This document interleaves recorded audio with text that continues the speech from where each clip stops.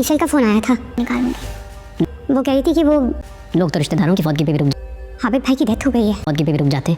आपका ताया अब्बू की मौत की जिम्मेदार तो सगा बाप फौत हुआ। कौन बात कर? आप कौन बात कर रहे हैं? बिल्कुल अच्छा नहीं लगेगा अगर मैं तुम्हें दोबारा, दुश्मन को भूलना इतना आसान थोड़ी है, तुम्हें दोबारा घर से। अस्सलाम वालेकुम नाज़रीन, चालबाज ड्रामे के नेक्स्ट एपिसोड में देखेंगे कि आयज़ा के कारनामे की वजह से उसके ताया की डेथ होगी और जो ताया को सच पता चला तो वो अपने साथ ही ले गए। किसी के सामने भी नहीं आया कि आयज़ा ने क्या क्या कारनामे किए हुए।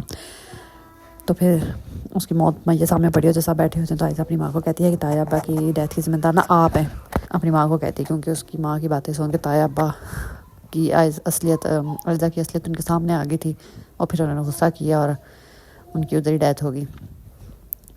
उधर आशिर ईशल भी आ जाते हैं तो ईशल को काम है हाथ बटाने लगे। तो आयज़ा कहती है मुझे बिल्कुल अच्छा नहीं लगेगा, मैं तुम्हें दोबारा धक्के देके इस घर से निकालूंगी, इसलिए मेहमानों की तरह आई हो तो मेहमानों की तरह रो वापस जाओ।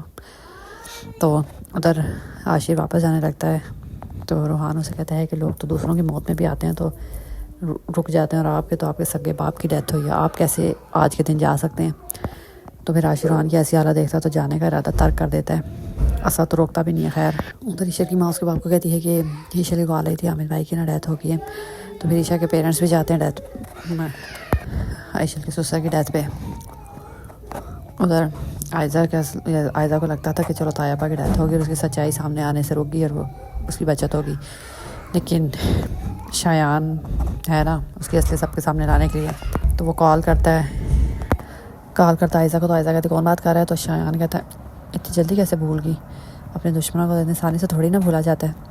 अब शायान उसको आयज़ा को ब्लैकमेल करेगा, फिर आयज़ा की सच्चाई सामने आएगी। जब सच्चाई सामने आएगी ना तो फिर तो असद भी वो हाल करेगा ना आयज़ा का जो इस दूसरों को इसने ज़ियत दे के किया हुआ है, क्योंकि जब असद तो गुस्सा आ जाता है फिर वो किसी की नहीं सुनता। और फिर आयज़ा की जब इतनी फजूल सच्चाई सामने आएगी कि उसने इतने बड़े बड़े झूठ बोले हैं और कारनामे अंजाम दिए हैं तो असद तो एक सेकंड नहीं लगाएगा चलता करने में उसको इस घर से। तब शायान आयज़ा को ब्लैकमेल करेगा कि अगर मैं असद को सच्चाई बता दूं आपकी अनाया की तो उनका क्या रिएक्शन होगा। आयज़ा को लग रहा था अगर ईशा ने मुँह नहीं खोला तो तभी बचत होगी, लेकिन शायान है ना